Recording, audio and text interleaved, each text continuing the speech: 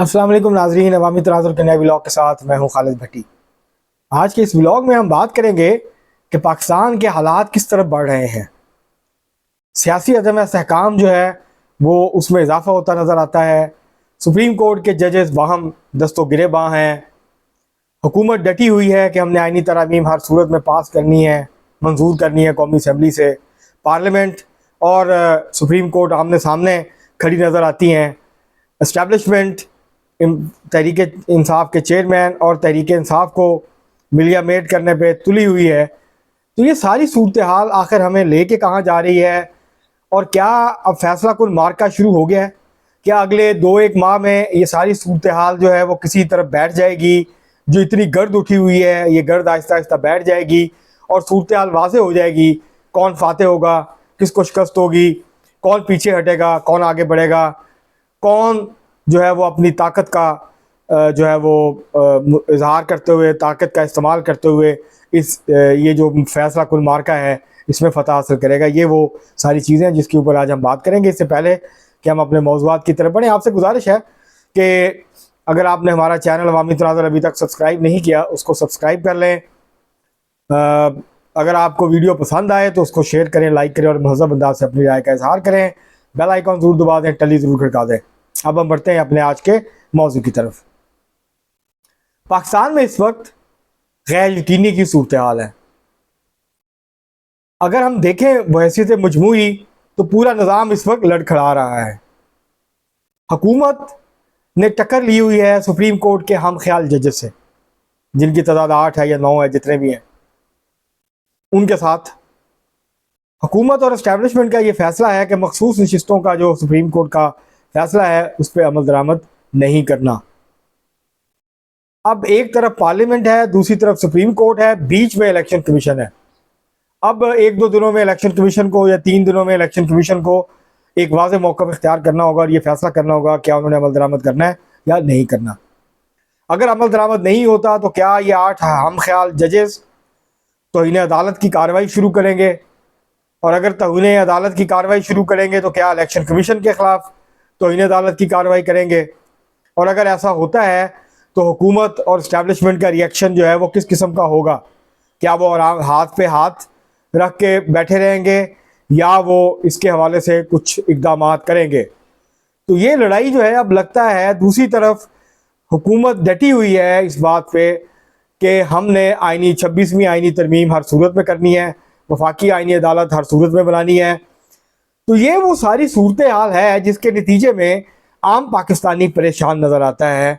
आम पाकिस्तानी को समझ नहीं आ रही कि अगर ये लड़ाई इसी तरह चलती रहेगी तो फिर उनका क्या बनेगा। उनकी बिजली कब सस्ती होगी, उनको सस्ती गैस कब मिलेगी, उनको रोज़गार कब मिलेगा, महंगाई में कमी कब वाक़ होगी, उनकी ज़िंदगी कब आसान होगी, उनकी आमदन कब बढ़ेगी। तो क्योंकि आम लोगों के सवालात तो ये हैं कि सस्ती दवाई मिलेगी, मुफ्त तालीम मिलेगी या सस्ती तालीम मिलेगी, सेहत मिलेगी। ये वो सवालात हैं जो आम आदमी की रोज़मर्रा ज़िंदगी से ताल्लुक़ रखते हैं।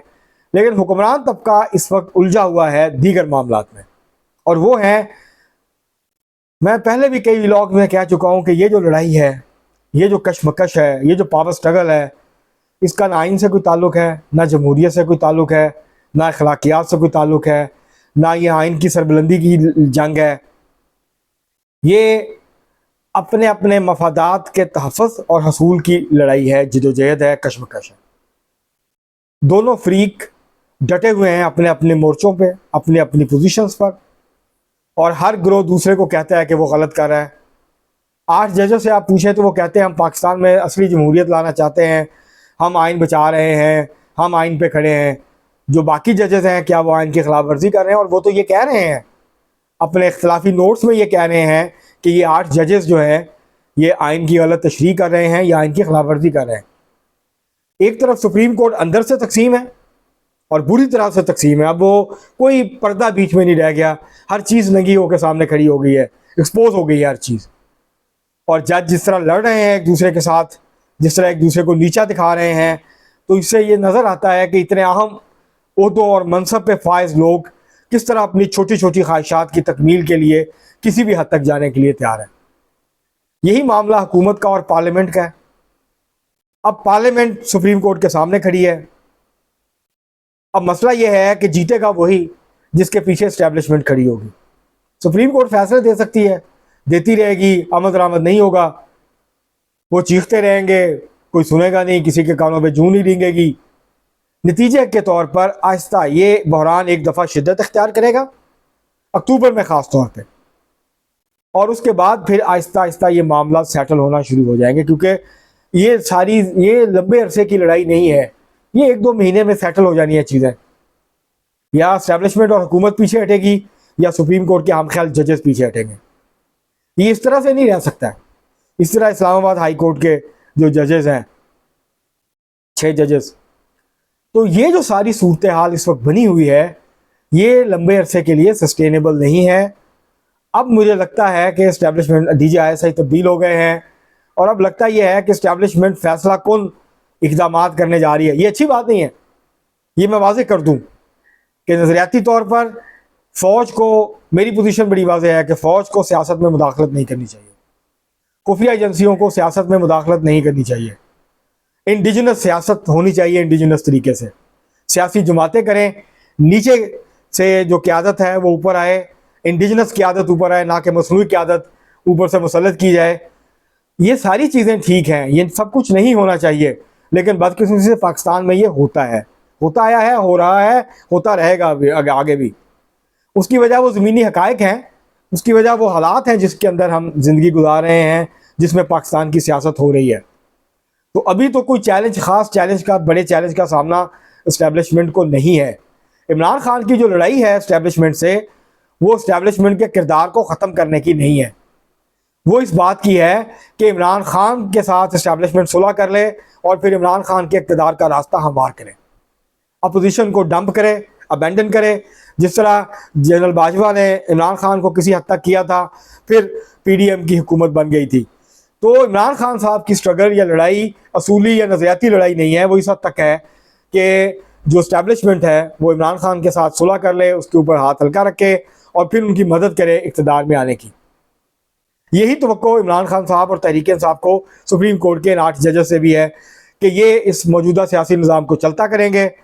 इलेक्शन की पिटीशन इमरान खान की पड़ी है, उस इलेक्शन के ऊपर धांधली की जो शिकायत हैं, धांधली के इल्ज़ामात हैं, फॉर्म 45-47 का जो प्रोपोगंडा है, उसकी बुनियाद पर, क्योंकि ये जो फैसला, शाहकार फैसला आया है मखसूस नशिस्तों का, और जो तख्लीक़ात जिस तरह से तख्लीक किया है इस फैसले को, तो कुछ भी किया जाए, ये 8 जजेस कुछ भी कर सकते हैं। आइन की तशरीह करनी है ना, अपनी ख्वाहिश से, अपनी मर्जी से, आइन और कानून को थोड़ी देखना है। तो उसके मुताबिक तो वो पूरा इलेक्शन ही फारग कर सकते हैं और इमरान खान साहब को इक़्तिदार दे सकते हैं और कह सकते हैं कि पहिया, क्योंकि शौक़ है इन जजेस को पहिया वापस घुमाने का, कि जी आप वापस 8 फरवरी से पहले वाली सूरत हाल पे जाएँ, आप 8 फरवरी 10 फरवरी की पोजीशन पे जाएँ। इनको पीछे पहिया घुमाने का शौक़ है, तो हो सकता है ये कहें कि इलेक्शन हुए ही नहीं, अदम एतमाद हुई ही नहीं, इमरान खान अब भी वज़ीर आज़म है, कह सकते हैं। अमल दरामद होता है नहीं होता ये अलग मसला है। तो ये जो लड़ाई है, अब ये फैसला कुन मरहले में दाखिल हो गई है, फैसला कुन मार्का शुरू हो गया है। हुकूमत उस वक्त तक तो बड़ी तगड़ी है जब तक इस्टेब्लिशमेंट उसके पीछे खड़ी है, जब इस्टेब्लिशमेंट नहीं रहेगी तो हुकूमत की टांगें कांपनी शुरू हो जाएंगी। लेकिन इस वक्त तक हुकूमत डिटरमेंट है, पार्लियामेंट डिटरमेंट है कि हमने लड़ना। कल बिलावल भुट्टो ज़रदारी साहब ने सिंध हाई कोर्ट बार में गए हुए थे, उन्होंने वाज़ेह तौर पे खुल के कहा कि वफाकी आईनी अदालत बनेगी या आईनी तरामीम होंगी। कुछ आईनी तरामीम हुकूमत ड्रॉप कर देगी, लेकिन वफाकी आईनी अदालत बनाएगी और सुप्रीम कोर्ट के बहुत से इख्तियारात वफाकी आईनी अदालत को दे दिए जाएंगे। ये अभी वाज़ेह नहीं है कि नए चीफ जस्टिस जो हैं वो काजी फायज़ ईसा होंगे या जस्टिस अमीनुद्दीन खान होंगे, ये भी वाज़ेह नहीं है, ये भी क्लियर नहीं हुआ। ये हो जाएगा अगले कुछ अरसे में, ये भी वाज़ेह हो जाएगा। तो ये की जा रही है कि शायद 20 अक्टूबर तक ये आईनी तरामीम हो जाए, उससे पहले भी हो सकती हैं। तब तक ये कोशिश करेगी हुकूमत के हो जाएं, और उसके बाद ये, क्योंकि फिर जो चीफ जस्टिस की तैनाती का तरीका है, जजेस की तैनाती का तरीका है, वो भी तब्दील होना है। तो कोशिश होगी हुकूमत की कि 25 से पहले पहले ये हो जाए, ताकि फिर उसके मुताबिक अगला लाहे अमल इख्तियार किया जाए।